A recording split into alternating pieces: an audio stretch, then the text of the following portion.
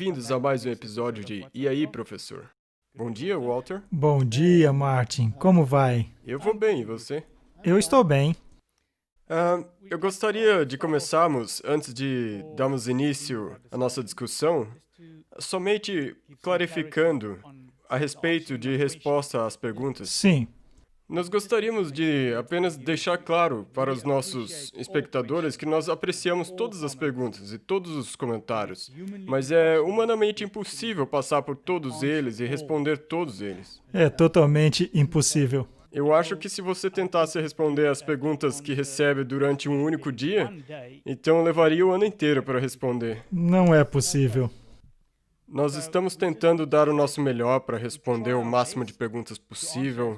Então é por isso também que nós fazemos essas sessões de perguntas e respostas no E aí, professor? Também dê uma olhada nos links que nós colocamos aí. Nós também temos uma base de dados no nosso site com perguntas e respostas que postamos, só para clarificar isso para vocês. Mas sempre que pudermos, levamos essas Sim, perguntas sim. em conta. Então, vou abrir com uma palavra de oração. Pai Celeste, nós agradecemos muito porque Tu nos reuniu mais uma vez. Obrigado, Senhor, porque podemos ter essas discussões nesse tempo em que vivemos. Nos abençoe nessa discussão e também ilumine nossa mente com o Espírito Santo. Em nome de Jesus, amém. Bem, Martin, hoje vamos falar sobre a Igreja Romana. Não é algo que nos alegra, mas é algo necessário. À luz dos eventos atuais que temos tanto abordado, as pessoas dizem, lá vem eles de novo. Mas parece que não entendem, simplesmente não entendem. É uma questão muito séria. E, como você disse, eu acho que as pessoas não estão realmente entendendo o que realmente é essa Igreja Católica Romana. Essa discussão, na verdade, surgiu muito rápido. E ela era sobre esses discursos que nós nos deparamos, que o Biden e o Trump fizeram. Sim, precisamos analisá-los.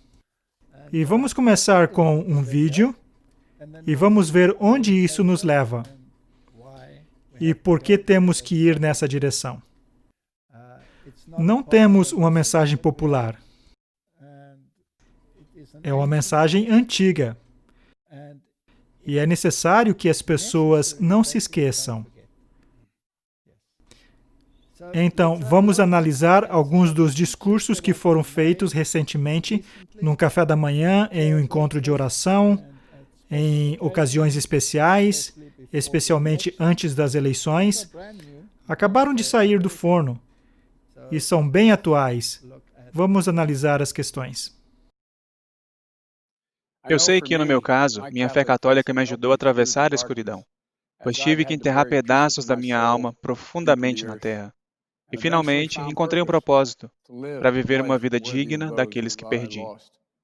E, ao longo da minha vida no serviço público, fui guiado pelos princípios da doutrina social católica, que atravessa todas as religiões confessionais. Quando fizestes a um destes meus pequeninos irmãos, a mim o fizestes. Temos obrigações uns para com os outros. Não podemos servir a nós mesmos às custas dos outros. Temos uma responsabilidade para com as gerações futuras. E essa é uma incumbência que temos hoje. E esse sentimento de esperança e possibilidade me faz lembrar da primeira vez em que encontrei o Papa Francisco, em 2013, quando tive o privilégio de assistir à sua posse no Vaticano. Quando o cumprimentei, ele disse, Senhor Vice-Presidente, você é sempre bem-vindo aqui. Ele estava realmente enviando uma mensagem ao mundo, para colocar um sinal de boas-vindas na porta da frente da nossa igreja. 2 anos depois, o presidente Obama e eu o recebemos na Casa Branca. Naquele mesmo momento, compartilhamos um sentimento de esperança e possibilidade juntos, e para mim, isso veio em um momento muito pessoal, um momento muito difícil na vida da minha família. Nosso filho Bo tinha morrido há poucos meses, mas o Papa Francisco reservou um tempo para se encontrar com toda a minha família, para nos ajudar a ver a luz através da escuridão. Eu vivo em um país incrível. Todos nós vivemos em um país incrível. onde um garoto irlandês católico como eu, de Scranton, Pensilvânia, um dia faria amizade com o Papa jesuíta. Mas é assim que somos como um país, onde tudo é possível, quando cuidamos uns dos outros, quando velamos uns pelos outros, quando guardamos a fé. Que Deus abençoe a todos vocês, que Deus abençoe a América e que Deus proteja nossas tropas. Bem, esse foi o discurso de Biden. Normalmente, esse é um evento público conhecido. Geralmente tem um cardeal que está presente. Mas esse ano foi um evento pelo Zoom. E o que é fascinante para mim é que o partido de Biden é igualmente guiado pela religião, assim como o outro partido. Sabe, sempre estamos inclinados a pensar que a campanha de Trump e seus partidários estão mais perto do Rei do Norte. Mas em muitos aspectos, os partidários de Biden estão mais perto do que os de Trump, porque eles mencionam a doutrina social católica. Verdade. E o Partido Democrático tem um manifesto e uma visão muito mais perto da doutrina social católica que os partidários de Trump. Aham. O Rei do Norte está em ambos e não importa realmente quem vence. A essência da filosofia do Rei do Norte pode muito bem estar em ambos os partidos. Então não importa nada quem ganhará as eleições. As questões das profecias serão cumpridas. É realmente muito importante notar isso, porque não importa qual lado vencerá. Os ditames de Roma serão aplicados. Com certeza, ele está bem alinhado. Sim. Biden está mais alinhado em termos de doutrina social. Acabei de ler uma última encíclica do Papa sobre a fraternidade entre irmãos. E devo dizer que fiquei surpreso. Tem umas 90 páginas. E eu a li por completo. E ressaltei com um marcador muitos trechos. Basicamente, é uma reescrita da Rerum Novarum sobre a doutrina social católica. E se a lermos com cuidado, são tão doce, florida, confortante e bondosa, mas está em sua essência contra todo o fundamento bíblico. Aham. É literalmente contra os mandamentos de Deus. Mas as pessoas não perceberão, porque a linguagem é escolhida com tanto cuidado. É como um documento conjunto, uma declaração da justificação pela fé. Nós vamos ver isso. É o mesmo tipo de linguagem. Eles realmente sabem como disfarçar. E o que eu achei interessante é que, não sei, talvez eu esteja vendo coisa que não existe, mas ele disse especificamente, é uma honra ter um Papa jesuíta, como se... Por que ele teria que deixar claro? Por que ele tinha que esclarecer? Deixar claro que é um Papa jesuíta. Bem, vamos olhar os próximos. É uma grande honra dirigir-me ao 75º jantar anual Al Smith. Por gerações, este evento maravilhoso tem sido uma instituição reverenciada em Nova York, na vida de Nova York. E eu me lembro com carinho da vez em que participei com meu pai há muito tempo atrás. Eu era jovem, mas nunca me esqueci disso. A incrível tradição de caridade católica dessa organização exemplifica o que há de melhor, não só nesta cidade, mas também neste país. Quero agradecer ao Cardeal Dolan, um homem muito especial, por sua extraordinária administração da Arquidiocese e por sua profunda dedicação a Deus e à nossa nação. Também quero agradecer a ele por toda a ajuda que ele me deu e por tantas coisas de tantas maneiras diferentes. Muito obrigado, Cardeal, aprecio muito. E claro, a comunidade católica e os homens e mulheres da Arquidiocese de Nova York atenderam ao chamado e, francamente, responderam como ninguém mais poderia. Em escolas católicas, hospitais, abrigos, refeitórios e bancos de alimentos, vocês serviram com suprema devoção aos seus concidadãos. Vocês mostraram ao mundo a essência da fé católica. Já faz muito tempo que sei disso. Eu morava bem ao lado de uma magnífica igreja católica. Como disse Jesus Cristo no Evangelho, Todos conhecerão que sois meus discípulos, se vos amardes uns aos outros. Como presidente, quero agradecer à comunidade católica pela magnífica generosidade demonstrada na hora de necessidade da América.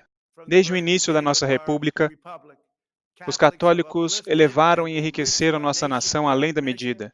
Católicos como Charles Carroll ajudaram a garantir a independência americana. Mulheres como Santa Elizabeth Ann Seton fundaram um movimento que criou milhares de escolas e tirou crianças da pobreza. E o grande Al Smith, o guerreiro feliz original, isso é o que ele era um guerreiro feliz, eu sei bem disso. Eu me considero um guerreiro feliz, mas não é tão fácil nos dias de hoje. Mas ele foi um guerreiro feliz da política americana. Ele passou sua vida lutando por americanos trabalhadores e lutando contra o preconceito anticatólico que você vê até hoje saindo do Partido Democrata. Hoje, este grupo incrível continua aquela tradição orgulhosa de serviço fiel. O trabalho de vocês nos lembra de uma verdade essencial na sociedade civil deste país, e especialmente nossas instituições religiosas são um alicerce essencial da liberdade americana. Nossa nação é forte por causa dos católicos e, francamente, por causa de pessoas de todas as religiões. É por isso que, como presidente, uma das minhas principais prioridades é defender a liberdade religiosa e o valioso papel da fé e das organizações baseadas na fé em nossa vida nacional. Para proteger seus direitos dados por Deus, recentemente tive a honra de nomear uma de nossas mentes jurídicas mais brilhantes, a juíza Amy Coney Barrett, para a Suprema Corte dos Estados Unidos, e isso foi uma honra de fato.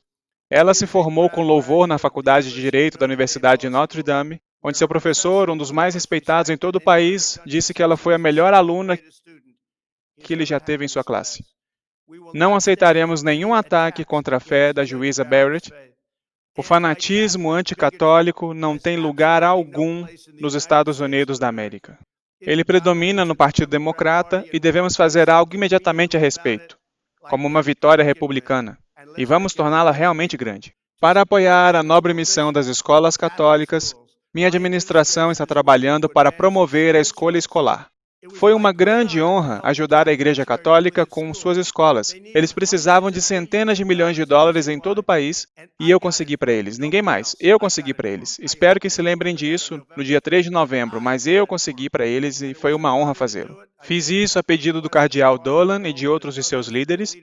Eles realmente precisavam. Nós cuidamos dessa situação muito importante. Estamos mais uma vez ao lado de instituições de caridade católicas e provedores de serviços de saúde, como as Irmãzinhas dos Pobres. Estivemos com eles durante toda essa longa luta e estamos lutando por agências católicas de adoção e lutando muito e defendendo o sagrado direito à vida. Lembre-se disso quando você votar. Isso é tão importante e tão importante para a Suprema Corte. Cada criança, nascida e por nascer, é feita à imagem sagrada de Deus. Poucas instituições da história fizeram mais por Nova York, mais pela América, ou mais pelas pessoas do mundo do que a Igreja Católica. Das paróquias dessa cidade vieram soldados que lutaram pelo fim da escravidão, os trabalhadores que ergueram o horizonte imponente de Manhattan, os capelães que desembarcaram nas praias de Guadalcanal, as freiras que marcharam pelos direitos civis e os policiais e bombeiros que nós tanto amamos, que correram para o World Trade Center em 11 de setembro de 2001. Agora, mais do que nunca, nossa nação precisa de uma renovação dos valores que esta organização promove e que os fiéis católicos vivem todos os dias em paz. Amamos o povo católico, amamos a religião católica e, acima de tudo, a respeitamos muito. Como presidente, sempre irei apoiá-los em seus esforços para servir nossos concidadãos e erguer toda a humanidade. Protegerei a Igreja Católica e defenderei os direitos dos crentes religiosos de todas as raças, religiões, cores e credos. Obrigado mais uma vez à Fundação Memorial Al Smith. Deus abençoe vocês, Deus abençoe Nova York e Deus abençoe a América. Essa foi pesada. É. Um discurso e tanto. Dá para assistir esse vídeo algumas vezes para entender realmente o que ele está dizendo. Sim, foi muito forte. E ele está falando do cardeal Dolan, que é o líder dos Cavaleiros de Malta nos Estados Unidos. Não é em todo o mundo, mas nos Estados Unidos. Ele também é o representante católico para as Forças Armadas. Então, isso é realmente o que há de mais elevado entre igreja e Estado. Sim. E ele deixou bem claro que o sentimento anticatólico precisa acabar. E que Roma desempenhou um papel tão essencial em todas essas questões de cuidar dos pobres, das cozinhas comunitárias e todas essas coisas. Muitas delas, obviamente, são totalmente verdadeiras, mas quero deixar isso bem claro. Ninguém aqui nesse fórum é contra católicos. Não contra as pessoas. Não. As pessoas estão fazendo o melhor que podem, vivendo de acordo com a luz que têm. Exatamente. Então não se trata de católicos, mas de catolicismo. E é aí onde reside a maior mentira.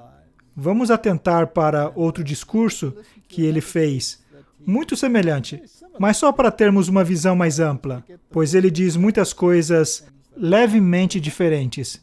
Esse foi no café de manhã de oração onde... William Barr, no discurso dele, e ele também recebeu o prêmio de honra. Sim, e nós analisamos isso no nosso último E aí, professor?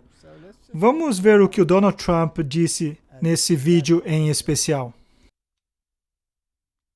É uma grande honra dirigir meu café da manhã de oração católico nacional.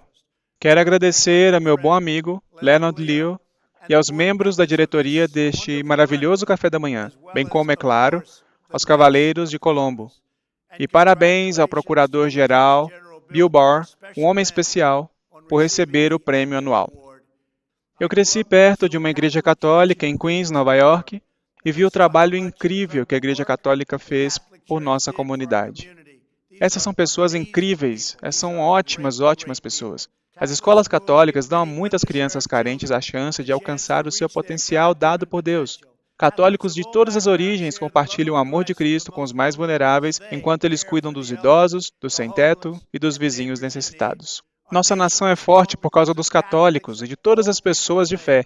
Acreditamos na alegria da família, na bênção da liberdade e na dignidade do trabalho. E na verdade eterna de que todas as crianças nascidas e por nascer são feitas à imagem sagrada de Deus. Sempre protegerei o papel vital da religião e da oração na sociedade americana e sempre defenderei o sagrado direito à vida. Hoje eu anuncio que assinarei o decreto de nascidos vivos para garantir que todos os preciosos bebês nascidos vivos, sejam quais forem suas circunstâncias, recebam os cuidados médicos que merecem. Este é o nosso sacrossanto dever moral. Também estamos aumentando o financiamento federal para a pesquisa neonatal para garantir que cada criança tenha a melhor chance de prosperar e crescer. Melania e eu visitamos recentemente o santuário de São João Paulo II, um homem que teve um impacto tão profundo em nosso país e no mundo. Foi uma visita incrível.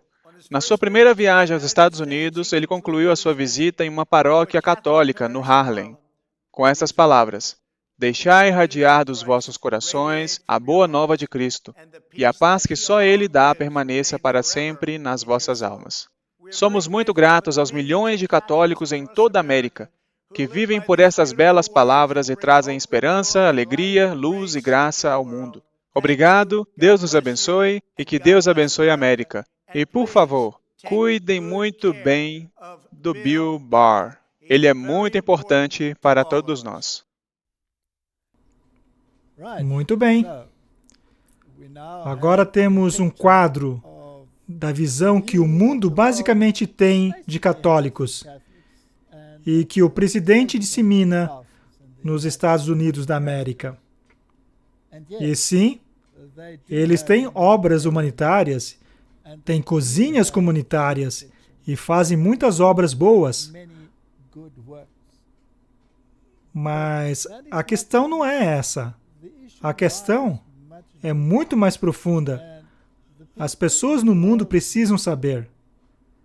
Eu mesmo cresci como católico.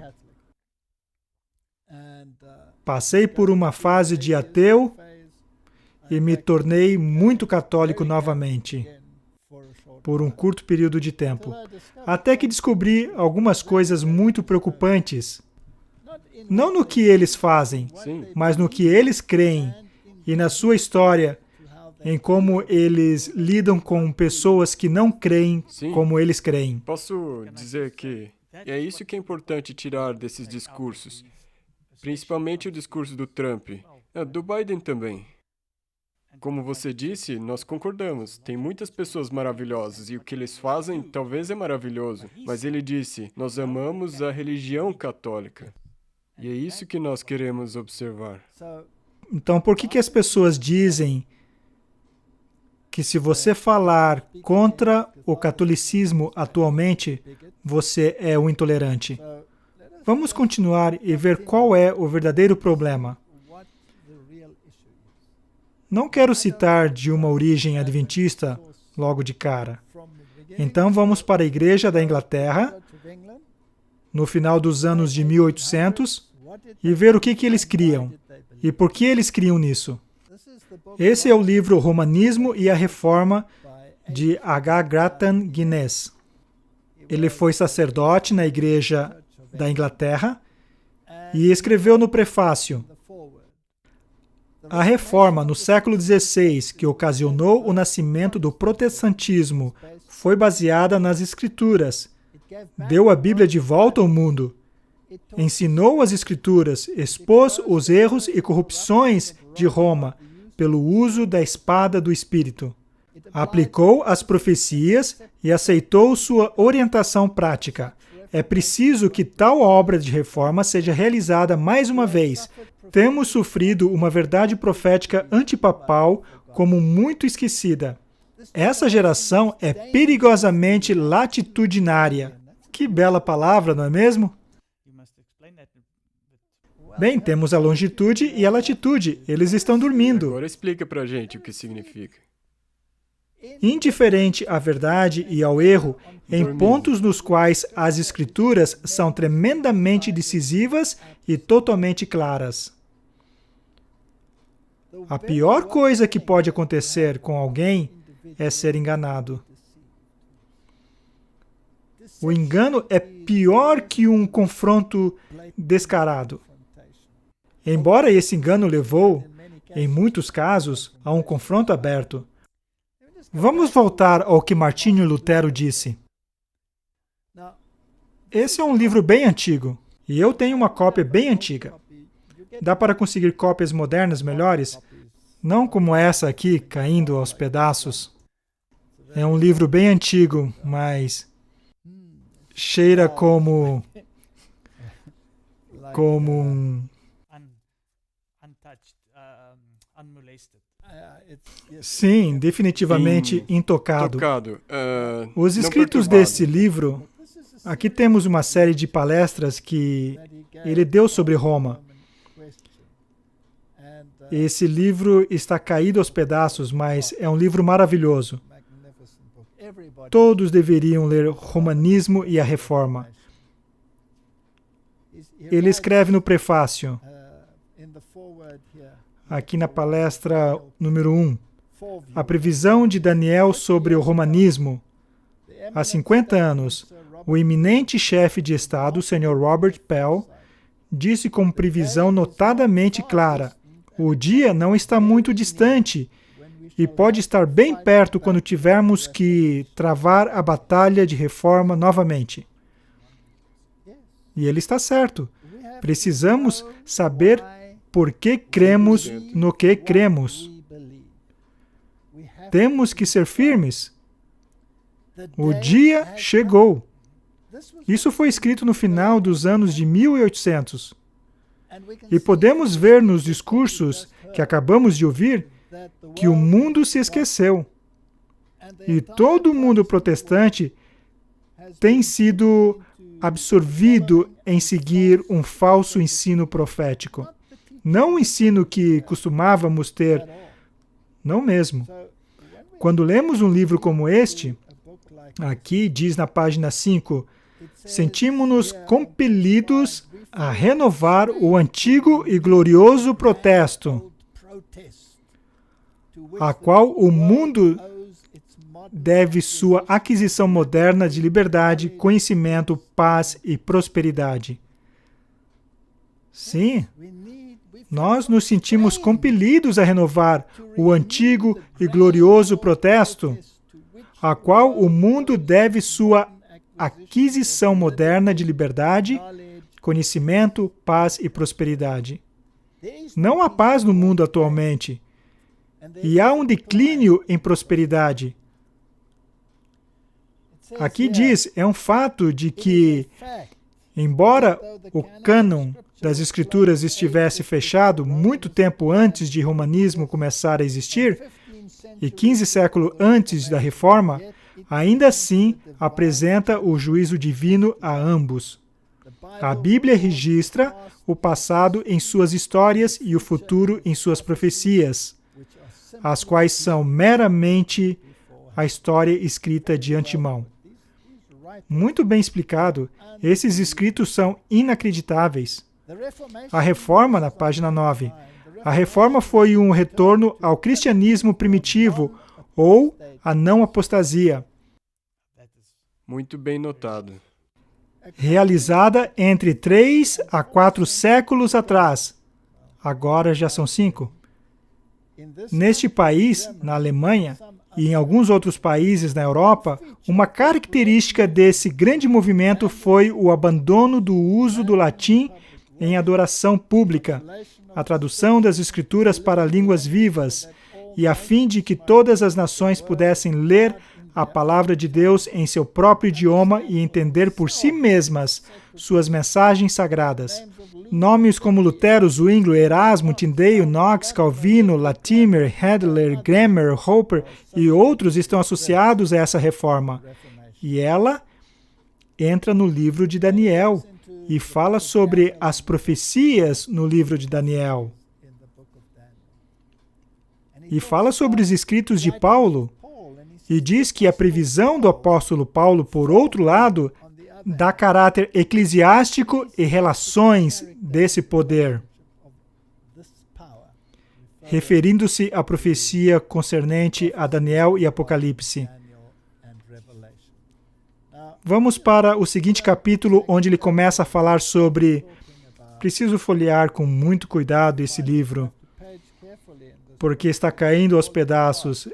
É um belo livro. Trata-se da palestra 2.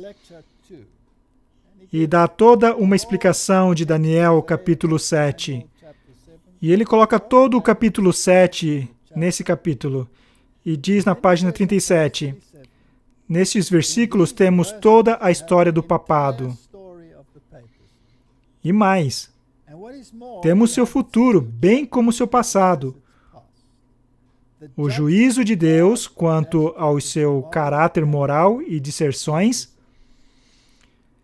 Se tivéssemos aprendido o ABC da linguagem dos hieróglifos, reconheceríamos de imediato que tais criaturas são figuras do império sem Deus. Ele descreve os impérios conforme estão listados em Daniel 7 e diz que são símbolos de impérios sem Deus. E também diz que é importante que compreendamos claramente um grande fato histórico, de que o sistema de Roma nunca, desde seu início, cessou de existir. A não ser uma vez, por um período muito curto de tempo, durante a Inquisição Gótica. Roma, repetimos, diz ele, jamais cessou. Foi um poder secular pagão por 5 ou 6 séculos. Tem sido um poder eclesiástico e apóstata cristão desde então. Cristão apóstata. Um poder apóstata cristão. Logo ele descreve o chifre pequeno de Daniel, capítulo 7. Podíamos dar uma olhada nisso, eu tenho a Bíblia aqui, mas não quero dar um estudo bíblico. Apenas quero dizer quais eram os pontos de vista dos reformadores quanto a essa questão em particular. Ele fala sobre o poder do chifre pequeno e diz: o poder simbolizado pelo chifre pequeno, orgulhoso, inteligente, blasfemo e semelhante a uma cabeça da besta romana. A esse ele devota a maior parte da profecia. E eu devo perguntar-lhe cuidadosamente para destacar os diversos pontos que provam que esse chifre é um maravilhoso símbolo profético ou hieróglifo do papado romano, encaixando-se como uma das chaves de um cadeado se encaixa naquele para o qual foi feito, perfeitamente e em cada parte, enquanto se recusa a se adaptar a qualquer outro. Inegável. Inegável. Inegável. De fato, algumas pessoas já contabilizaram as estatísticas e disseram que é totalmente impossível. Sabe, as chances são 1 para o número de átomos presente no universo, que uma organização pudesse cumprir todas essas profecias se não fosse um cenário profético divinamente inspirado. E ele lista algumas delas. Ele diz onde surgiria, dentro do corpo do Quarto Império, em outras palavras, no cerne do poder romano, dentre o poder da Europa, o período de sua origem, logo após a divisão do território romano em 10 reinos. Isso aqui é a Igreja da Inglaterra, não é adventismo. Sua natureza, diferente de outros reinos, embora em alguns aspectos como eles, era um chifre, uma entidade política, mas com olhos e boca. Seria um reino como o restante, uma monarquia, mas seus reis seriam supervisores, obispos e profetas. Essa gente tinha um insight. O caráter moral, prepotente e blasfemo, palavras grandiosas proferidas contra o Altíssimo, seu desrespeito à lei, alegaria autoridade sobre tempos e leis, mudaria as leis de Deus, mudaria os tempos de Deus. Sua oposição aos santos seria um poder perseguidor. Sua duração, tempos e metade de um tempo. E aqui diz nesse livro, vou lhe mostrar, 1260 anos. Correto. Esse pessoal tinha insight profético. E o mundo se esqueceu disso. Estão buscando um anticristo vindo no futuro. Exato, é isso que eu queria dizer. E aqui temos um sistema que governa por todos esses anos, cuja ferida mortal seria curada, e os reis do mundo, e acabamos de ouvi-los. Exato, aí estão eles. Aí estão eles. Dariam seu poder para a besta. O que Biden disse? A doutrina social do... A doutrina social da Igreja Católica Romana é a que eles querem implementar. É o que ele representa.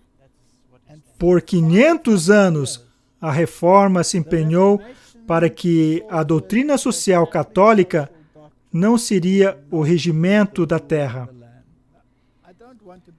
Eu não quero ser mau, mas olhe para os países protestantes e olhe para os países católicos.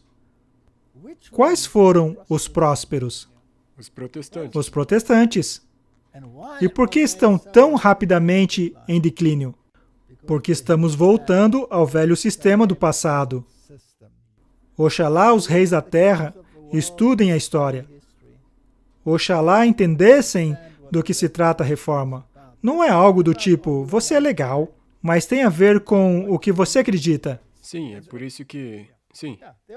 Há 3 pilares centrais que cada dominação cristã que acredita na Bíblia e somente na Bíblia tinha o seu estandarte firme nelas. Número 1, a supremacia de Cristo. Que ninguém vai ao Pai senão por Jesus Cristo. Não há outro nome embaixo do céu ou da terra pela qual importa que sejamos salvos, a não ser pelo nome de Jesus Cristo. Esse é um pilar inamovível. O segundo é que a Bíblia é a regra de fé. A Bíblia e a Bíblia somente é a regra de fé. Se tiver alguma fonte externa, como os adventistas do sétimo dia creem que os escritos de Ellen White estão em harmonia com esta palavra, seus escritos precisam ser testados por esta palavra.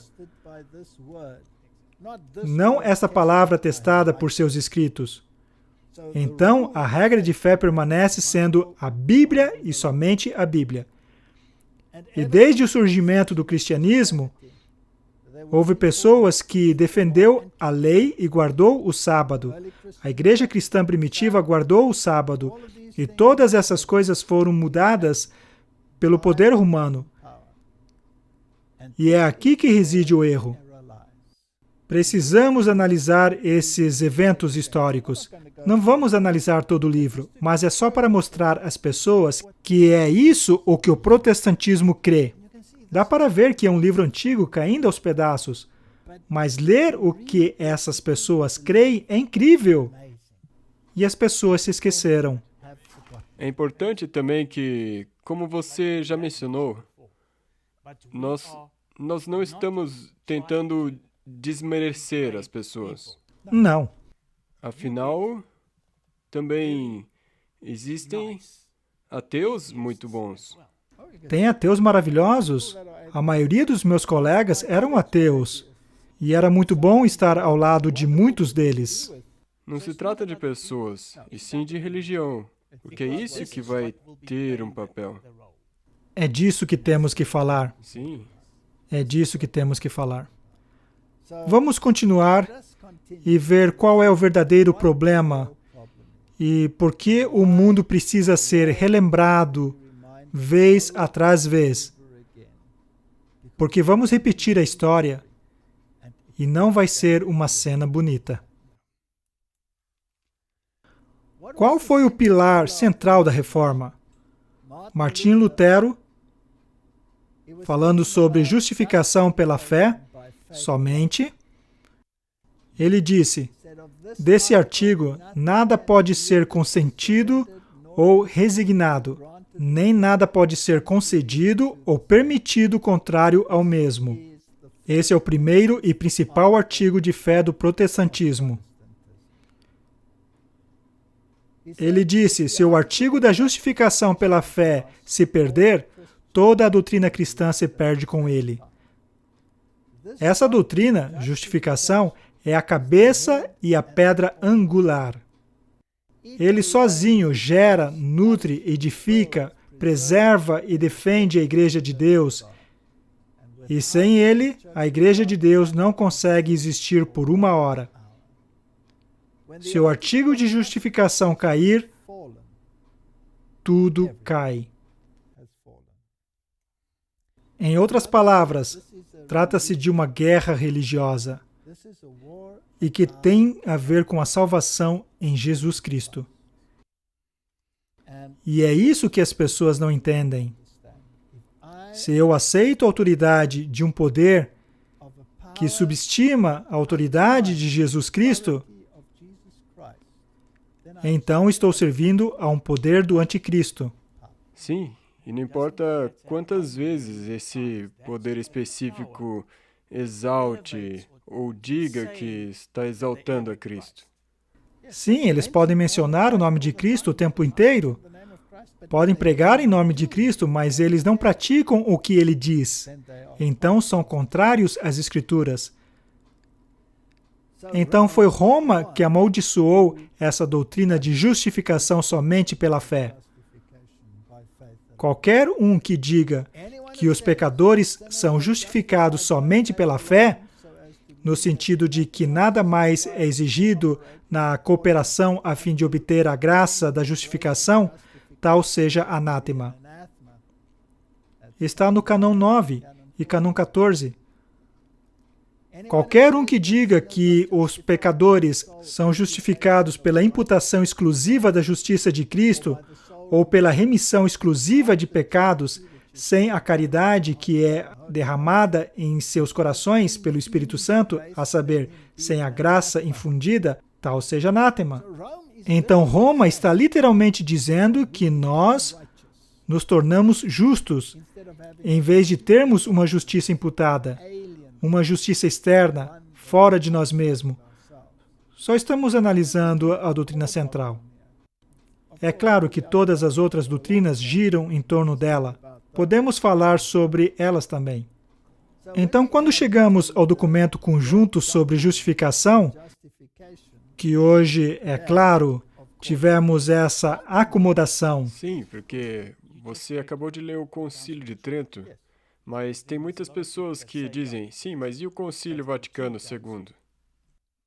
O Concílio Vaticano II não rescindiu nenhuma doutrina sequer proclamada durante o Concílio de Trento e nem o poderia fazer, porque foram pronunciadas ex cátedra, infalivelmente. Se tivessem que rescindi-la, destruiriam a doutrina da infalibilidade da Igreja Católica Romana. Então, as doutrinas conforme expostas no Concílio de Trento permanecem. Eu só queria deixar isso claro. E temos muitos bispos dizendo isso. Schneider é um dos que diz de maneira aberta, não importa o que o papado diz, contanto que não diga ex cátedra, podemos ir em qualquer direção. O que importa é o que foi dito ex cátedra, e a partir da cadeira dos bispos. Então aqui temos a redação do documento da declaração conjunta entre o protestantismo e o catolicismo, que agora deve fechar a grande brecha entre eles. Diz o seguinte: confessamos juntos, somente por graça, na fé, na obra salvífica de Cristo, e não por causa de nossos méritos, somos aceitos por Deus e recebemos o Espírito Santo, que nos renova os corações e nos capacita e chama para as boas obras. Isso soa maravilhoso, mas foi escrito por uma caneta que tem o aguilhão da morte nela, porque isso é doutrina católica disfarçada como doutrina protestante. São muito inteligentes em suas palavras. Já discutimos isso antes, não queremos entrar em mais detalhes. Confessamos que somente por graça... Ora, é verdade que somos salvos somente pela graça, mas a questão é que a graça só pode ser aplicada advinda da fé. Como somos salvos? Pela fé no sangue expiatório de Cristo, não é? Sim, senão todo mundo seria salvo por causa da graça. Posso eu lhe conceder graça se você foi rude comigo? Sim, assim Claro sim. que posso. Eu posso demonstrar graça para com você, não é? Mas posso salvá-lo? Não, Você pode se salvar por ter fé em mim? não. Não. Seria um empreendimento muito inútil, não é? Então, não deveria ser lido somente por graça, e sim somente por fé, porque sem fé é que é impossível agradar a Deus. Somente por fé. Eles dizem na fé na obra salvífica de Cristo. Não. Na expiação de Cristo, por seu sangue. Eles creem, obviamente, que você é salvo por obras e que as boas obras de Cristo estão nesse pote chamado o tesouro do mérito. Mas lá também estão as obras de Maria e dos outros santos, então eles estão no mesmo nível. O Papa Francisco, obviamente, ama citar São Francisco. E São Francisco é aquele que ele está seguindo. E ele é o herói da história. Trata-se de uma divindade totalmente panteísta que eles estão servindo. E se lermos seus últimos documentos, falaremos mais deles em um futuro episódio e vamos analisar algumas das questões. Mas essa divindade panteísta, que é tão reverenciada, onde São Francisco é o herói do sistema do Papa Francisco. Mas onde está Jesus? Sim, lembra que nós vimos aquele documento também? Do Jubileu da Terra? E aquele documento era um documento protestante. A mesma linguagem, essa linguagem panteísta. Com certeza. Então, essa é uma falsa citação da doutrina da justificação. Caso fosse lida somente pela fé no sacrifício expiatório de Jesus Cristo, então estaria bem. Mas continua. E não por causa de nosso mérito, somos aceitos por Deus e recebemos o Espírito Santo, que nos renova os corações e nos capacita e chama para as boas obras. E isso, obviamente, não é justificação, mas santificação. Isso é uma mescla de justificação e santificação, como uma falsa representação da justificação. E os protestantes acham que isso é maravilhoso. Sim, eles assinaram. Eles assinaram. Trata-se de um inimigo muito astuto.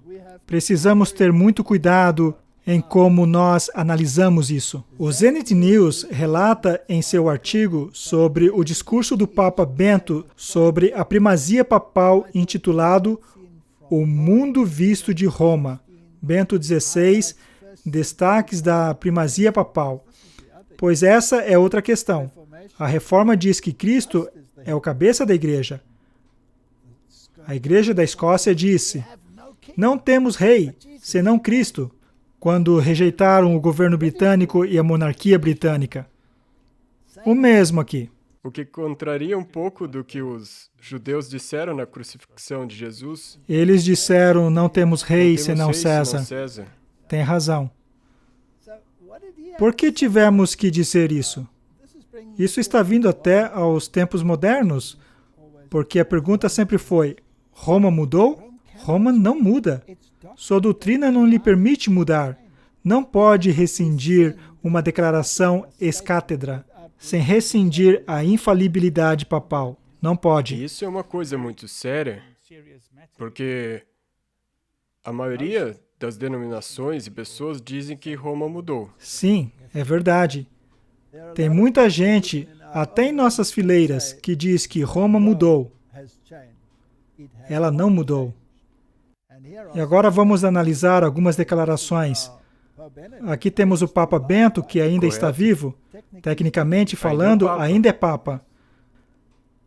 Ainda no século I, os papas exerciam sua primazia com relação às outras igrejas, diz Bento XVI.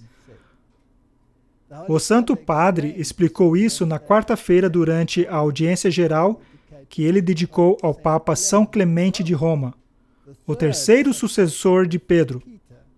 A Carta de São Clemente esclarece a distinção entre hierarquia e laicidade.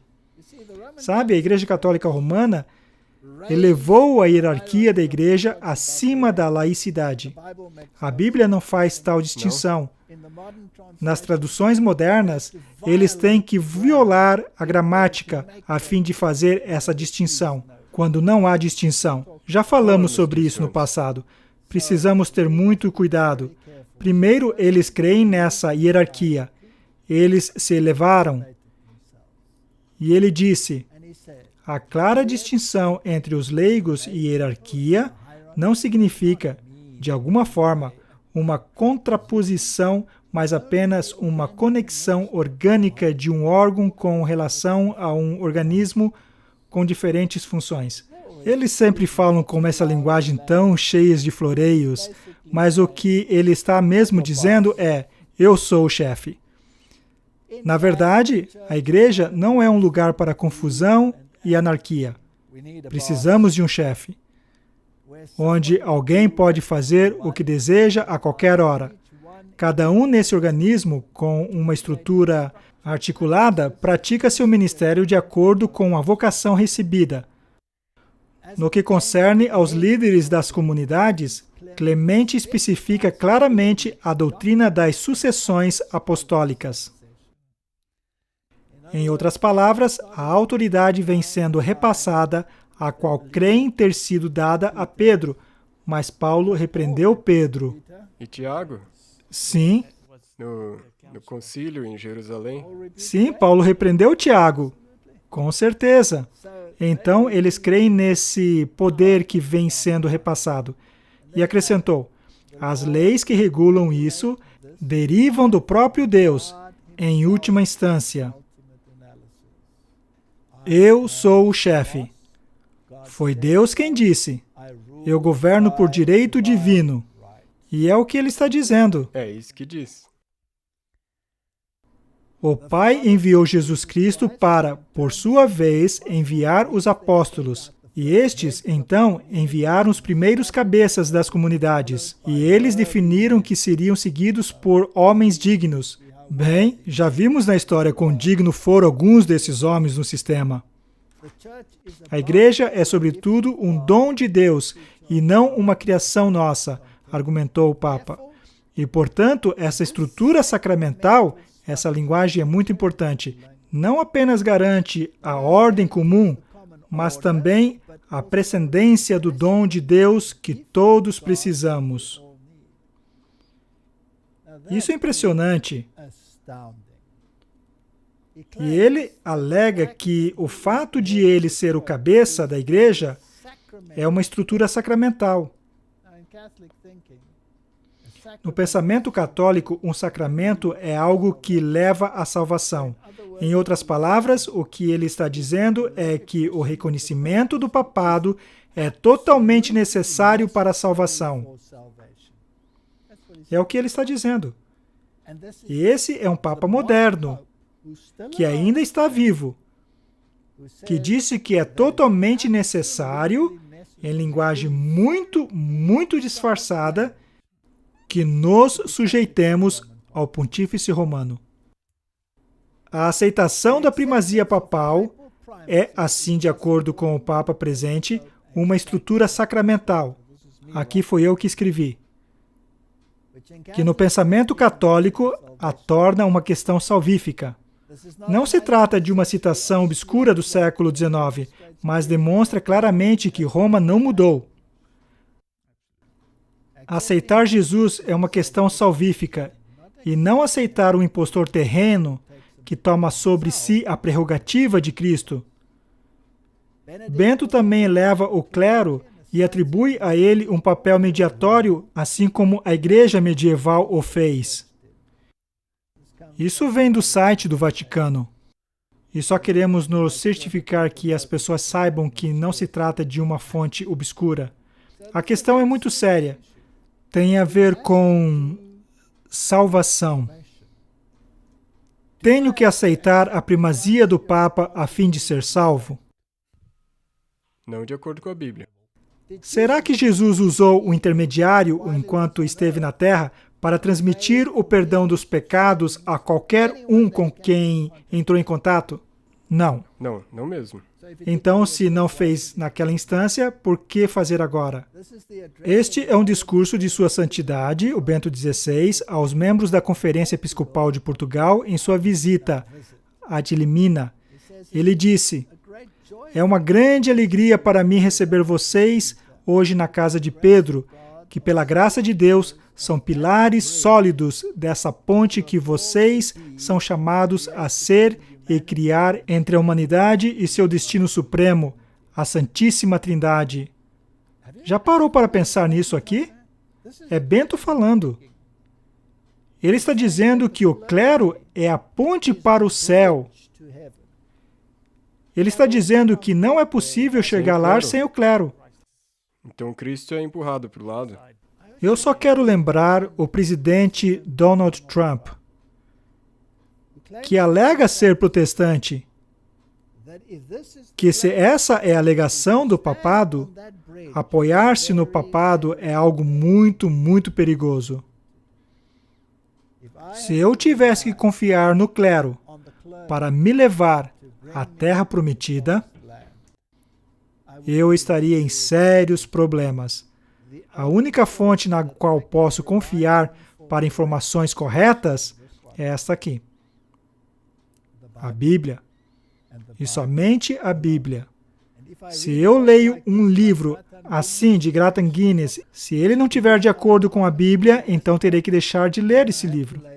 A Bíblia é a minha autoridade. O mesmo se dá para os escritos de Ellen White ou qualquer outra pessoa. Exato, esse é o filtro. Este é o filtro supremo. Mas ele continua dizendo que é a ponte e diz: "Vivo não mais eu, mas Cristo vive em mim." E ele pega esse texto e diz: um sinal concreto dessa encarnação é o derramamento da vida de Cristo que flui em mim. Isso é Bento falando, para a vida dos outros. Isso porque eu não posso possuir Cristo apenas para mim mesmo. Posso pertencer a Ele somente em união com todos aqueles que se tornam ou se tornarão seus. Nos tornamos um corpo completamente unido em uma existência singular. Por meio de quem? dele Sim, e não Cristo, e por meio dele. através do clero. E por meio do clero, essa estrutura é o meio para a salvação. E isso não é bíblico. Não há outro nome debaixo do céu ou da terra por meio do qual importa que sejamos salvos. E esse é o perigo. Vamos nos certificar. Aqui temos o livro de Malak Martin. Igreja rica, igreja pobre. Ele foi um sacerdote jesuíta. Ele sustenta o que o pontífice é o único representante vivo de Deus entre os homens. É dotado com toda a autoridade para ensinar a salvação de Deus conforme revelada por seu Filho Jesus Cristo, que foi e é o próprio Deus em forma de homem. O ensino católico sustenta que qualquer católico romano, qualquer cristão não católico ou qualquer não cristão de qualquer outra religião que receba a salvação, a receba pelo ofício daquele único homem em Roma e pelo mérito de sua igreja de crentes. Isso está bem claro. Então, mesmo se as pessoas quiserem dizer que eu dei uma falsa representação do que Bento disse, eu não fiz. Pois aqui temos a declaração completa de um jesuíta de que isso é exatamente o que ele quer dizer. Toda doutrina que é sustentada pelo catolicismo romano é incorporada no protestantismo, ou não eliminada do protestantismo. É uma doutrina contra a Bíblia. Você pode pegar qualquer doutrina. Tomemos a doutrina do batismo. O batismo é para os crentes. Se você crer de todo o coração, então pode. A propósito, esse versículo também foi removido das traduções modernas. Algo excessivamente irritante. A questão é esta. O batismo deveria manter o mundo fora da igreja. Ao introduzir o batismo de infantes, feito por Roma, isso trouxe o mundo para dentro da igreja e tornou-o sujeito à igreja. Se pegar qualquer uma dessas doutrinas, se pegar a missa, qualquer uma delas, nós vamos analisar algumas, não precisamos analisar todas, mas todas são contrárias à palavra de Deus. Isso deveria nos dizer alguma coisa. Eu vou colocar de novo o link da apresentação que você fez sobre a doutrina da serpente, que mostra claramente os ensinos deles. Quando os reis do mundo entregarem seu poder à besta, que a Bíblia diz que eles o farão, e o que estão fazendo? Estão depositando sua autoridade sobre a autoridade do bispo de Roma. Sim. É bem claro. E quem você deixou de lado, então? Jesus. Jesus Cristo. Ora, se Jesus Cristo é alguém que deve ser aceito pela fé, por uma escolha pessoal, então não se pode forçar essa consciência. Não estou indo contra nenhuma outra religião. Não estou tentando forçar nenhuma outra religião para crer como eu creio, ou como você crê. Mas estou dizendo que se um estudo bíblico lhe revela algo e você não age conforme o que aprendeu, então para você é pecado. Para você é pecado. Eles mudariam os tempos e a lei, mudariam os mandamentos de Deus. Roma mudou os mandamentos de Deus? Com certeza. Isso foi um choque para mim. Eu fui católico romano e pedi ao sacerdote católico romano para vir até minha casa e disse, perdão, mas me explique, por favor, por que Roma mudou os mandamentos de Deus? Sua resposta para mim foi, eu não conheço muito das Escrituras. O que quase me fez cair da cadeira. Mas eu disse, mas você é um sacerdote. Ele disse, eu não conheço muito das Escrituras. Nós temos especialistas que lidam com as Escrituras, obviamente distorcendo-as, não é? E se ele, sendo padre, não sabe das Escrituras, imagina um membro comum da igreja. Certamente. Deve ser terrível. Sim, eu cresci com o catequismo nas mãos e não a Bíblia. Eu me lembro de uma história que você estava procurando uma Bíblia, porque você não tinha uma Bíblia em casa. Não havia Bíblia em casa. Mas isso é um ensino católico e é contrário à palavra de Deus. O Catecismo de Maguire o diz assim: os bispos e sacerdotes da igreja são chamados outros cristos. Somente eles têm o poder de representar ou assumir o lugar de Cristo, ao pregar seu evangelho e a oferecer seu sacrifício para a glória de Deus e a salvação de homens. Ora, nós lemos a declaração de Bento, publicada na página de web do Vaticano, que eu disse não ser uma fonte obscura. É muito atual no que concerne à história. Roma mudou? Não.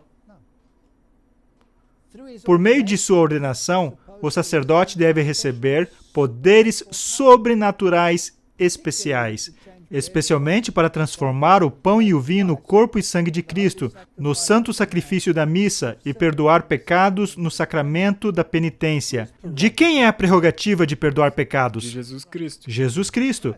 Será que não estão tomando a prerrogativa de Jesus Cristo para si aqui? Sim. Será que até os judeus não disseram: quem pode perdoar pecados senão o próprio Deus? Exato. E dizer que você pode mudar o pão e o vinho no corpo e sangue de Cristo, então o ser criado se torna o Criador do Criador. Então, quem é o maior? Esse ser intermediário. Com certeza. Em 1988, a Igreja Presbiteriana, livre do clérigo da Escócia ao Sínodo, no comentário do reverendo Donald MacLean em sua carta ao The Times, a respeito do movimento ecumênico, que se livrou de todas essas diferenças, pois até o Papa Francisco disse: coloquemos as doutrinas de lado, e nós temos 2 episódios sobre a doutrina da serpente. Isso aqui é muito importante. Ele disse: o movimento ecumênico que vocês exaltam é o maior desastre a afetar a igreja cristã nesse século. Anote quem está dizendo. Isso é da Igreja Presbiteriana livre do clérigo da Escócia ao Sínodo, do reverendo Donald MacLean. Ele diz: o maior desastre, isso reduziu as igrejas professantes desse país a uma coleção de organizações sem sangue, sem coluna e sem ossos, que mal pode protestar em prol de Cristo e sua igreja. Não é de se admirar que o mal progride como vemos e as trevas espirituais se tornam cada vez mais tensas com o passar dos anos. Vocês aparentam considerar um corpo de cristãos professos, de conduta sóbria e de profunda espiritualidade de mente, como fanáticos e intolerantes. Não foi o Papa Francisco que disse exatamente isso? Não fala ele sobre fundamentalistas cristãos que creem na Bíblia em sua totalidade? Então você se enquadra como um fundamentalista. E um terrorista? Sim. Sendo assim, então, os homens iminentes de Deus, como João Knox, da Escócia, João Calvino e Martin Lutero, e o arcebispo Grammer, na Inglaterra, foram intolerantes em suas contestações dos erros do papado. Estamos felizes em estar em tal companhia. A questão tem a ver com fé e doutrina. E essa pessoa escreve isso depois de 100 anos desse livro. E com o mesmo sentimento. Depois desse aqui, ele crê nas mesmas coisas. Temos nos permitido ser ludibriados e não mais reconhecer o inimigo astuto. A propósito, não tivemos presidente dos Estados Unidos como Abraham Lincoln que nos alertou contra esse poder e os jesuítas? Samuel Moss não nos alertou contra esse poder? Muitos prelados e pregadores não nos alertaram contra esse poder? Então, por que nós nos esquecemos? Parece que precisamos ser lembrados o tempo inteiro. Então, já tratamos algumas citações de Grattan Guinness e analisamos a questão na Bíblia por meio dos escritos de Grattan Guinness. Nós também já olhamos o que o Papa Bento e o atual disseram e assim por diante. Então vamos analisar o espírito de profecia que está em total harmonia com o que o protestantismo costumava crer. Não estamos citando uma fonte em desarmonia com a Bíblia. O apóstolo Paulo, em sua segunda carta aos Tessalonicenses, predisse a grande apostasia que teria como resultado o estabelecimento do poder papal. Declarou que o dia de Cristo não viria sem que antes venha a apostasia e se manifestasse o homem do pecado, o filho da perdição, o qual se opõe e se levanta contra tudo que se chama Deus, ou se adora, de sorte que se assentará como Deus no templo de Deus, querendo parecer Deus.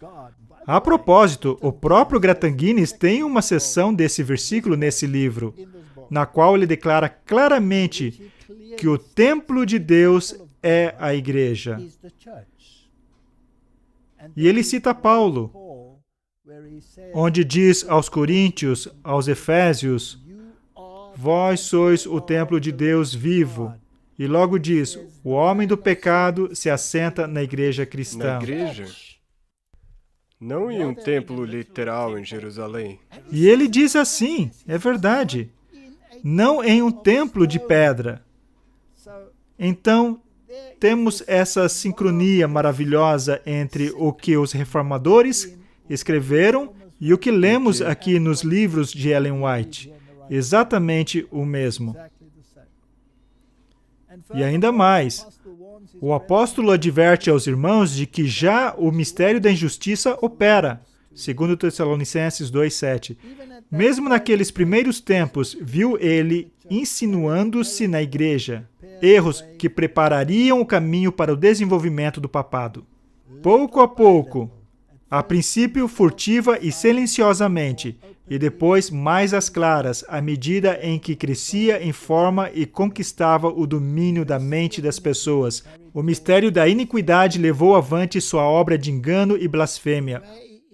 O modo no qual esses livros são escritos é impressionante para mim.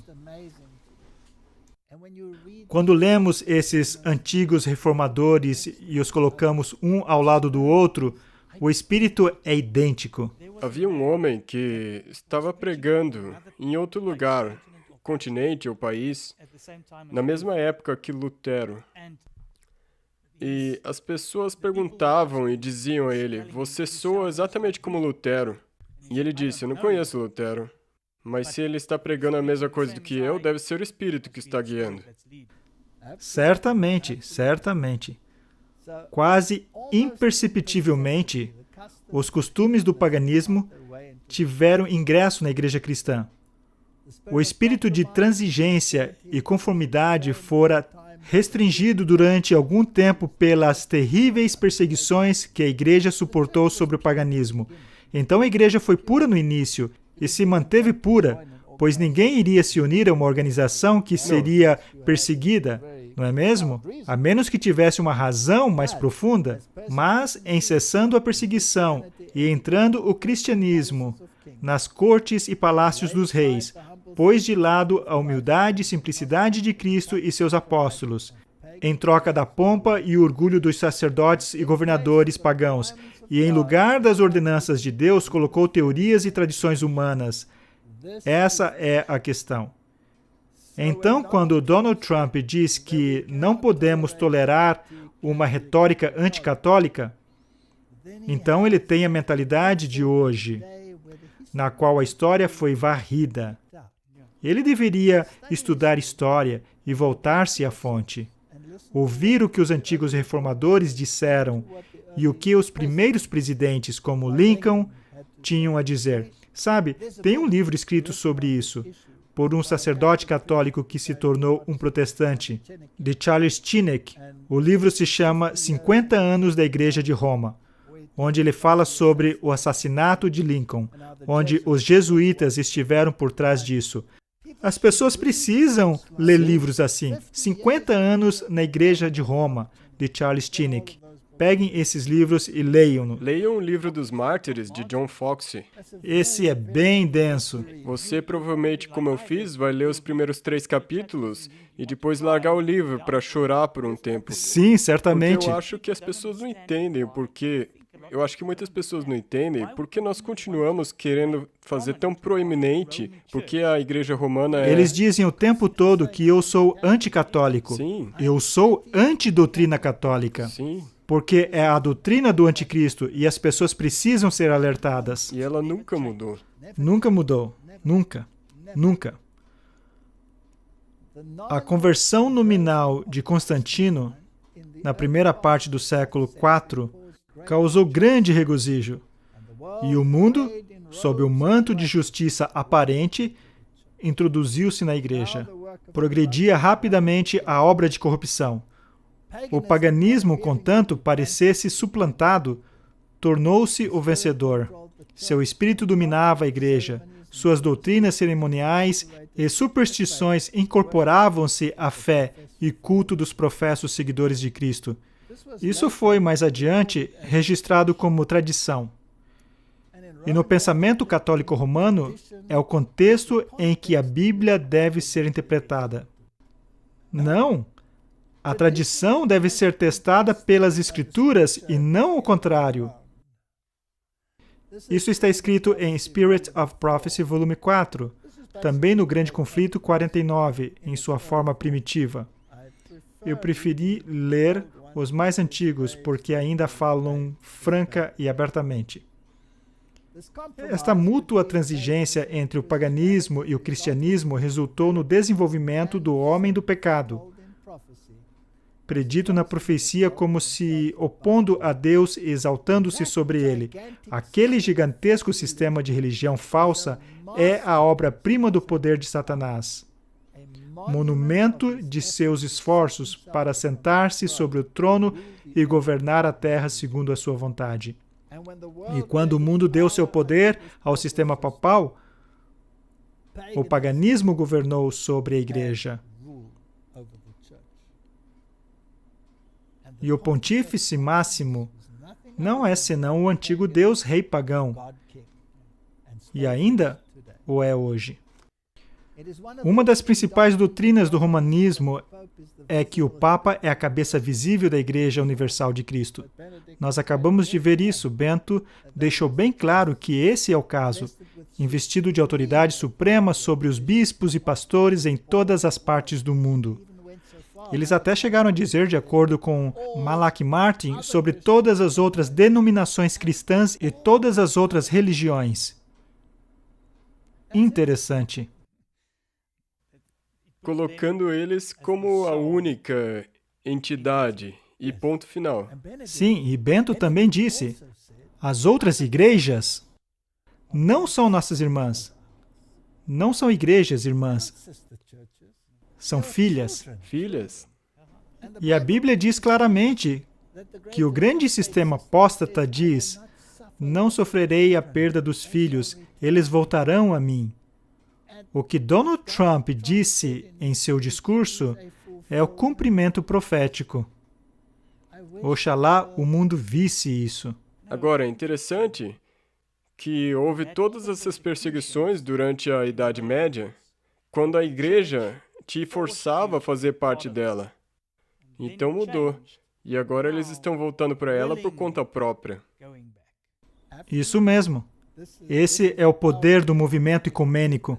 E a razão principal é porque eles esqueceram a história. Sim. E porque estão deixando a doutrina de lado. E o Papa Francisco disse claramente, coloquem a doutrina de lado. Caso contrário, não podemos ter unidade. A doutrina não é importante, mas a Bíblia diz para darmos ouvidos à doutrina. Em outras palavras, quando ele toma esse título de Papa, declara-se infalível. A mesma pretensão em que insistia Satanás no deserto da tentação, ele ainda a encarece mediante a Igreja de Roma, e um enorme número de pessoas estão prontas para render-lhe homenagem. Quando aceitamos esse poder, estamos rendendo homenagem a Satanás, porque contornamos Jesus Cristo. Essa é uma questão muito séria. É uma questão bem séria. Deus jamais deu em sua palavra a mínima sugestão de que tivesse designado algum homem para ser a cabeça da igreja. Satanás bem sabia que as Escrituras Sagradas habilitariam os homens a discernir seus enganos e resistir a seu poder. Foi pela palavra que mesmo o Salvador do mundo resistiu a seus ataques. Então Roma partiu para mudar as Escrituras. Quando não podia suprimi-la, quando as sentenças de morte não mais funcionavam, porque seu poder foi retirado após receber a ferida mortal em 1798, eles escolheram outra rota. Sim, mas Falam sobre a Bíblia, tem inúmeras versões que você nem sabe qual ler. Leia aquilo que venha do texto recebido e você estará lendo a palavra de Deus. A fim de Satanás manter o seu domínio sobre os homens e estabelecer a autoridade humana, deveria conservá-la na ignorância das Escrituras. A Bíblia exaltaria a Deus e colocaria o homem finito em sua verdadeira posição. Portanto, suas sagradas verdades deveriam ser ocultas e suprimidas. Ao povo era vedado lê-las ou tê-las em casa. E assim, o chefe da igreja veio a ser quase universalmente reconhecido como vigário de Deus na terra, dotado de autoridade sobre a igreja e o Estado. naquela época não era permitido que as pessoas lessem a Bíblia ou simplesmente não liam. A igreja, os sacerdotes davam a palavra Sim, porque estava somente em língua estrangeira. em latim. Somente a Bíblia em latim lhes era disponível. Os manuscritos gregos estavam na igreja do Oriente e não estavam à disposição deles. Suprimido o revelador do erro, a Bíblia. Agiu Satanás à vontade. A profecia declara que o papado havia de cuidar em mudar os tempos e as leis. É assim que eles trabalham. Para cumprir esta obra, não foi vagaroso. A fim de proporcionar aos conversos do paganismo uma substituição à adoração de ídolos e promover assim sua aceitação nominal do cristianismo, foi gradualmente introduzida no culto cristão a adoração das imagens e relíquias. Mas, obviamente, o segundo mandamento representava-lhes um problema, não é? Não temos que ler tudo, mas tiveram que expurgar o segundo mandamento da lei de Deus. Eles o tiraram. Aí ficaram com 9. E dividiram o 10º em 2 para poderem ter 10. E isso me surpreendeu quando descobri essas coisas na Bíblia. Com que direito eles tiram um mandamento da Bíblia? Com que direito? Como nós já lemos nas declarações anteriores, a igreja acredita que tem o poder acima da Bíblia. Sim, eles podem mudar. Podem ir lá e mudar. Esse espírito de concessão ao paganismo abriu caminho para desrespeito ainda maior da autoridade do céu. Satanás intrometeu-se também com o 4º mandamento e tentou pôr de lado o antigo sábado, o dia que Deus tinha abençoado e santificado. Eu sei que já falamos muito disso, mas se as pessoas analisassem a palavra de Deus, será que a igreja cristã primitiva guardava o sábado? Descansavam conforme o mandamento. Mandamento. Jesus guardou o sábado. Sim. Paulo guardava o sábado? Sim. Sim, a história nos diz que a igreja cristã primitiva guardava o sábado. O sábado foi pregado em muitos lugares. Foi guardado na Inglaterra. Somente depois do ano 600 e alguma coisa, que o pessoal de Roma foi à Inglaterra e encontrou algumas pessoas guardando o sábado e os alertaram contra isso. A igreja céltica guardou o sábado. Os valdenses guardavam o sábado. Os valdenses guardaram o sábado. É incrível. Os africanos guardavam o sábado. E os missionários que vieram aqui mudaram eles para que não guardassem o sábado. Com certeza. Sim, quando os jesuítas vieram para a Índia, com Vasco da Gama, encontraram os cristãos de São Tomé guardando o sábado. O sábado era o dia que os cristãos guardavam. A China guardava o sábado. A maioria dos lugares na China. Esta mudança não foi, a princípio, tentada abertamente. Nos primeiros séculos, o verdadeiro sábado foi guardado por todos os cristãos. Para que a atenção do povo pudesse ser chamada para o domingo, foi feito deste uma festividade em honra da ressurreição de Cristo. Sob qual autoridade? A autoridade da igreja. Da igreja. Contudo, a honra demonstrada a esse dia não foi o suficiente para impedir que os cristãos considerassem o verdadeiro sábado como santo do Senhor. Outro passo devia ser dado. O falso sábado devia ser exaltado em igualdade com o verdadeiro. Poucos anos depois da promulgação do decreto de Constantino, e a propósito, ele ainda era um pagão quando fez o decreto para a adoração no domingo. E sua moeda tinha a mitra de um lado e os símbolos cristãos do outro, não é? O bispo de Roma conferiu ao domingo o título de Dia do Senhor. Sob qual autoridade? Da igreja, de novo. Da igreja. Assim, o povo foi gradualmente levado a considerar o domingo como possuindo certo grau de santidade. Todavia, ainda o sábado original era observado. O arqui-enganador não havia terminado a sua obra, estava decidido a congregar o mundo cristão sobre sua bandeira e exercer o poder por intermédio do seu vigário, o orgulhoso pontífice que pretendia ser o representante de Cristo, por meio de pagãos semi-convertidos, ambiciosos prelados e eclesiásticos amantes do mundo, realizou seu propósito. Celebrava-se de tempo em tempo vastos concílios e, por fim, o sábado era rebaixado um pouco mais e um pouco mais.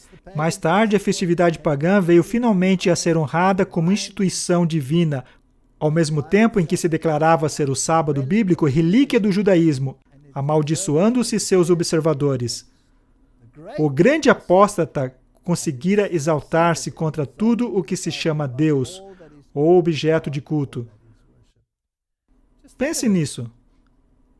Batismo de infantes, mudança do sábado, ele mudou as leis de Deus, as imagens estavam de volta à igreja, relíquias sendo veneradas, pessoas mortas sendo exaltadas à posição de santidade, como mediadores para a humanidade. Toda a questão da salvação foi alterada. E as pessoas pensam que pelo fato de mencionarem o nome de Cristo, eles são um poder cristão? Na verdade, se você acompanhar, especialmente a série Ataque Total, você vê que é uma religião pagã. Só os nomes que mudaram. Até mesmo os deuses, que eram pagãos, mudaram de nome e se tornaram cristãos. Certamente, guardam os mesmos dias. E mudaram o calendário para colocá-lo em harmonia com os dias de festas pagãos. Mudaram os tempos e a lei. O grande apóstata conseguira exaltar-se contra tudo o que se chama Deus ou objeto de culto. Ousar a mudar o único preceito da lei divina que inequivocadamente indica a toda a humanidade o Deus verdadeiro e vivo. Não é interessante que Roma diz que o Adventismo é o único corpo de cristãos que não encontra evidência nesta palavra de Deus que não devem guardar o domingo. De fato, eles dizem que são os únicos protestantes consistentes. Entristece-me dizer que muitos, mesmo em nossas fileiras, estão perdendo seus postos. Não conseguem ver que Roma não mudou. Não mudou nada. E mesmo quando mostramos, o movimento ecumênico teve um impacto tão grande na humanidade, porque temos que fazer isso Sim. para o bem comum. E o que é assustador é que tem tantas coisas que estão afastando as pessoas do foco verdadeiro que elas deveriam ter, que é ver que esse sistema do anticristo ainda vai acabar governando tudo. Sim, e isso significa que Jesus é posto de lado. Minha salvação não reside em doutrina social. Isso é algo deste mundo e deste reino. E este reino chegará ao fim. Então, depositar minha energia em doutrina social? Não, eu não sou contra justiça para todos. Claro que não. Não tem nada a ver com isso, mas não é aí que reside minha salvação. Minha salvação reside em minha fé em Jesus Cristo. E minha fé em Jesus Cristo e sua fé salvífica por toda a humanidade torna todos os que aceitam sua promessa e sua salvação, meus irmãos e minhas irmãs. E é isso que nos torna irmãos.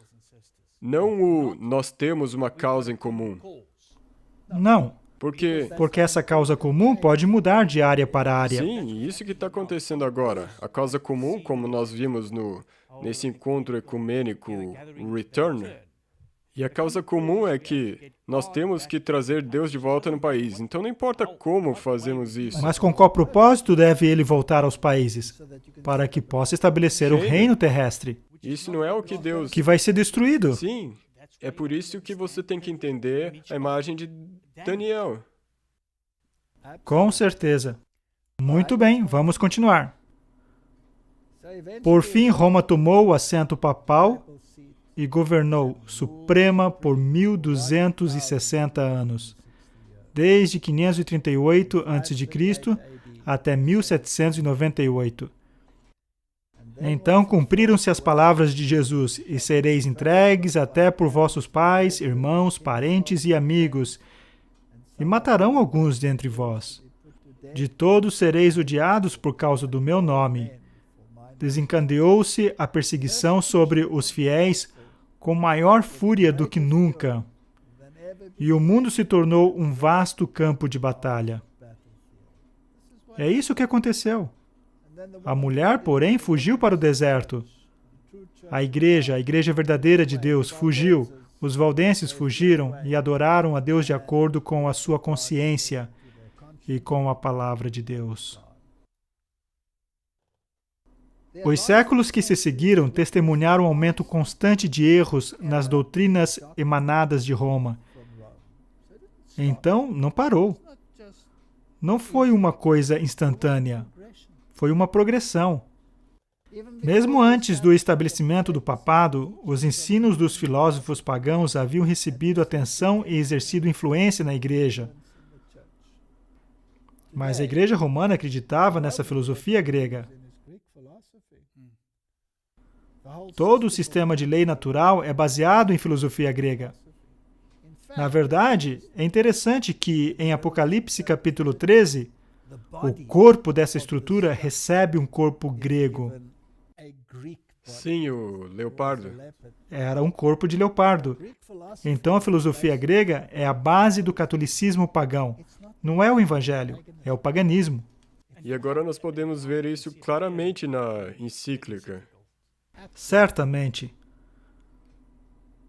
Uma das doutrinas, obviamente muito importante, é a imortalidade natural e a consciência na morte. Essa doutrina assentou a base sobre as quais Roma estabeleceu a invocação de santos e a adoração da Virgem Maria. Não é interessante que Donald Trump se ajoelhou naquele santuário em frente àquela enorme estátua de João Paulo II? Trata-se de um homem morto, que não sabe nada, e não tem mais nada a ver com este mundo, e está dormindo na sepultura até o dia do juízo, não é? E ele recebeu de um sacerdote católico uma estátua de Maria para colocar na Casa Branca. Isso é idolatria. Isso é algo proibido na palavra de Deus. Isso é a parte do mandamento que Roma expurgou dos 10 mandamentos. E eles não veem isso. Não é nosso dever alertar o mundo que um falso sistema de adoração se apresenta como uma autoridade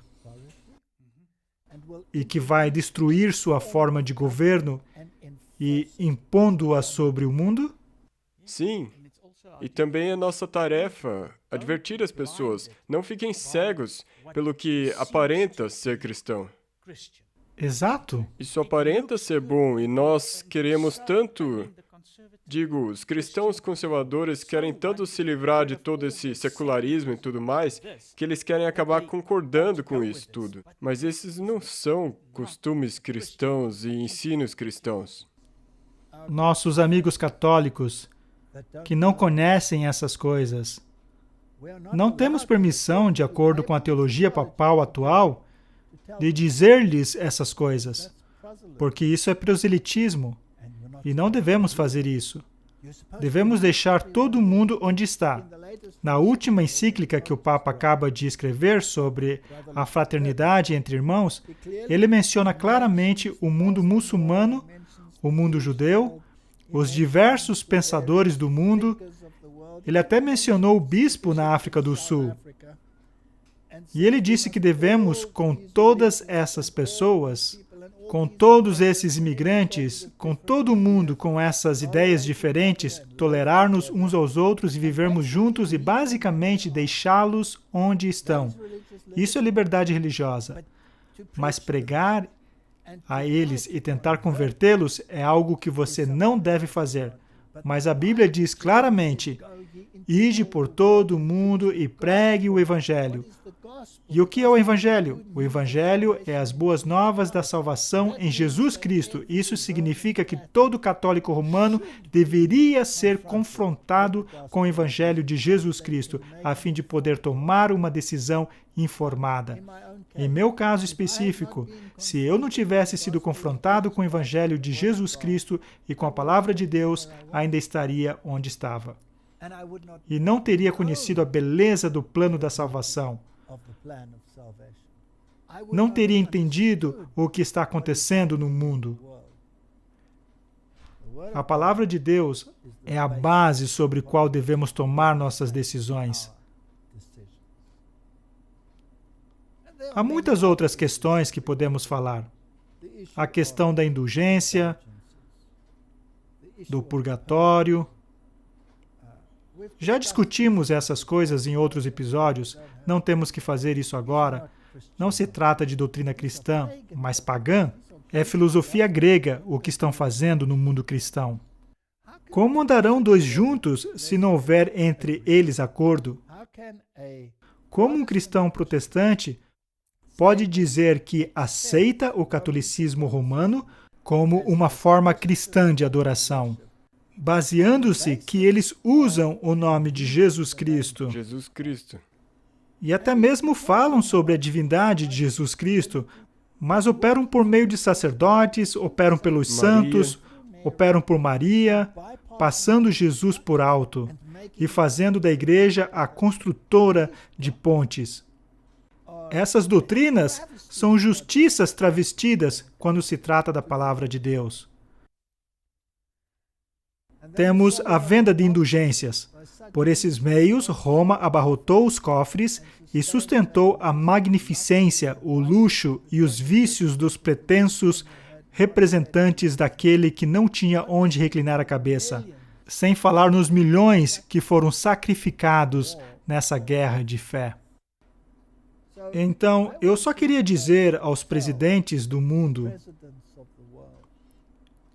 e às pessoas do mundo que precisamos estudar a Bíblia e estudar o que criam os reformadores. Precisamos tirar o pó de livros como este, que falam claramente o que a palavra de Deus tem a dizer.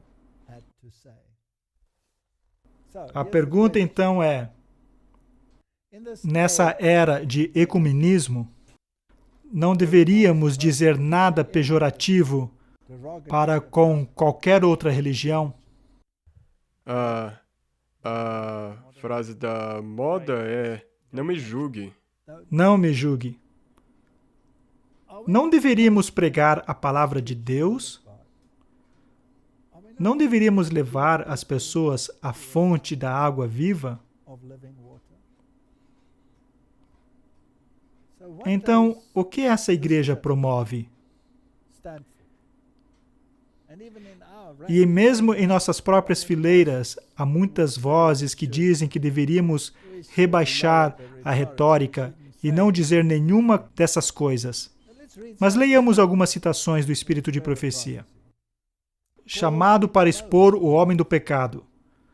No próprio tempo em que vivemos, o Senhor chamou seu povo e encarregou de proclamar uma mensagem. Chamou para expor a maldade do homem do pecado, que fez da lei dominical um poder distintivo, que tem cuidado em mudar os tempos e a lei e em oprimir o povo de Deus, que permanece firme para honrá-lo, pela observância do único sábado verdadeiro, o sábado da criação, como sendo santo ao Senhor. É nosso dever falar sobre essas coisas. Não é somente o espírito de profecia que o diz. A Bíblia também fala isso. E a Bíblia diz que seremos perseguidos quando agirmos assim. Que vocês serão perseguidos, e a Bíblia diz também que se você não fizer isso, então o sangue está O sangue está nas suas mãos. Devemos dar às pessoas os alertas contidos em Apocalipse. A verdade a respeito do sábado do Senhor deve ser proclamada. Não é somente o sábado que é importante, mas o que está embutido no Sim, sábado. o Criador. A adoração do Deus verdadeiro.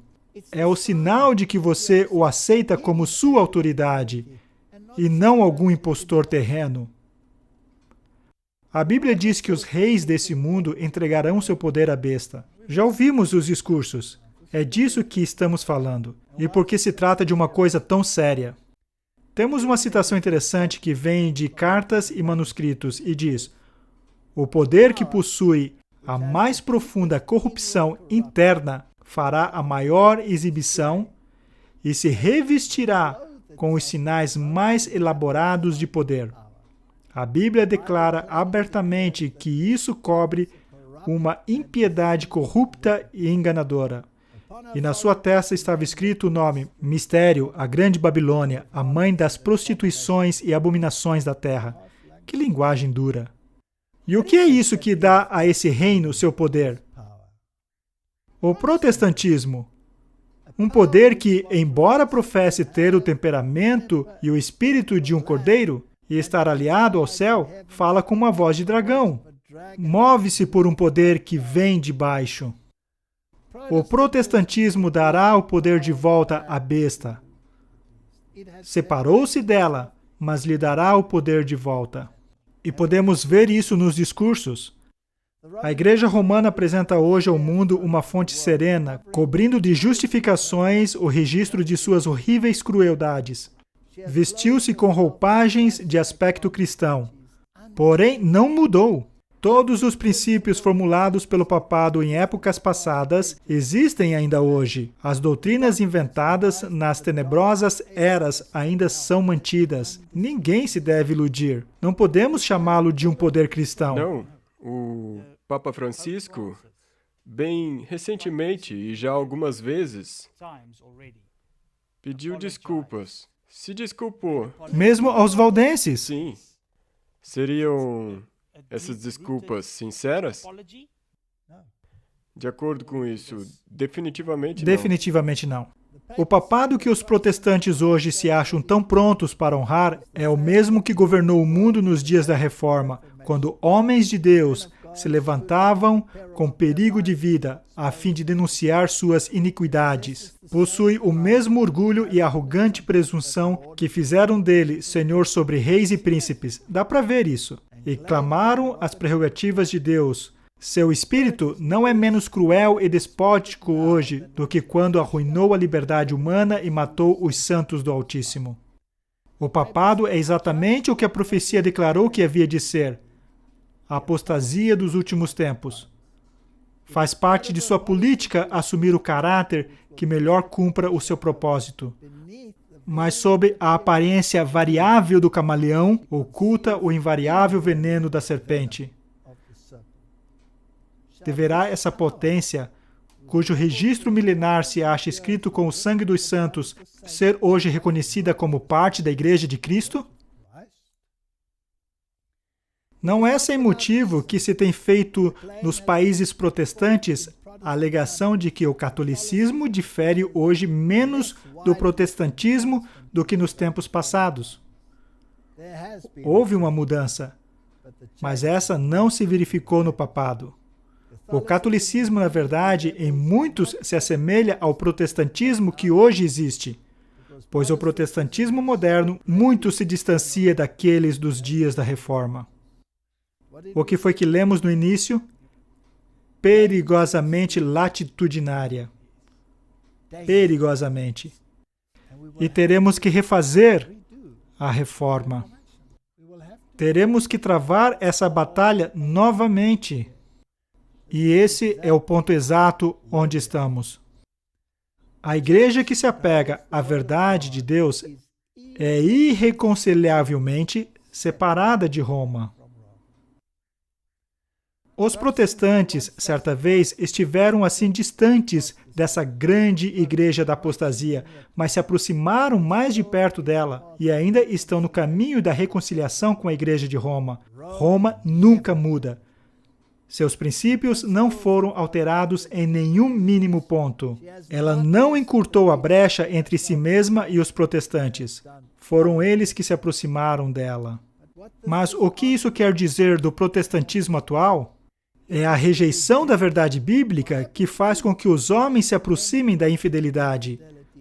É uma igreja em apostasia que encurta a distância entre si e o papado. São palavras fortes, mas é a verdade. Acho que deixamos claro o nosso ponto. Não temos que continuar nessa trajetória. Acho que já está bem claro. E eu acho que isso também deixou muito claro qual é a opinião dos dois candidatos à presidência. Exatamente. Então, estamos vivendo numa época de cumprimento profético. E isso é um alerta para o mundo. Gostaria de terminar com uma citação muito encorajadora. Está em Testemunhos para a Igreja, volume 5, página 136. Está escrito: quando a religião de Cristo for mais desprezada, quando a sua lei mais olvidada for, então deve nosso zelo ser mais ardoroso e nosso ânimo e firmeza mais inabaláveis. Permanecer em defesa da verdade e justiça quando a maioria nos abandona. Participar das batalhas do Senhor quando são poucos os campeões. Essa será a nossa prova. Naquele tempo, devemos tirar calor da frieza dos outros, coragem de sua covardia e lealdade de sua traição. A nação ficará do lado do grande líder rebelde. Acho que ficou claro que a nação está do lado do grande líder rebelde. Que Deus dê sabedoria ao seu povo e que nós nos despertemos a alertar a humanidade para o que está prestes a acontecer. Jamais, na história dos Estados Unidos, discursos como os que vimos hoje foram proferidos desde os mais elevados cargos dos Estados Unidos da América por ambos os candidatos na corrida eleitoral. Que Deus nos ajude. Oremos. Pai Celeste, a profecia está se cumprindo diante de nossos olhos e o mundo precisa ser alertado. Ajuda-nos a estar desperto e alerta para os momentos que sobrevirão e alertar aqueles que estão no vale da decisão. É minha oração em nome de Jesus. Amém. Amém. Obrigado por assistir esse vídeo. Para assinar, clique aqui. Clique no sininho para receber mais notificações. Para assistir o próximo vídeo, clique aqui.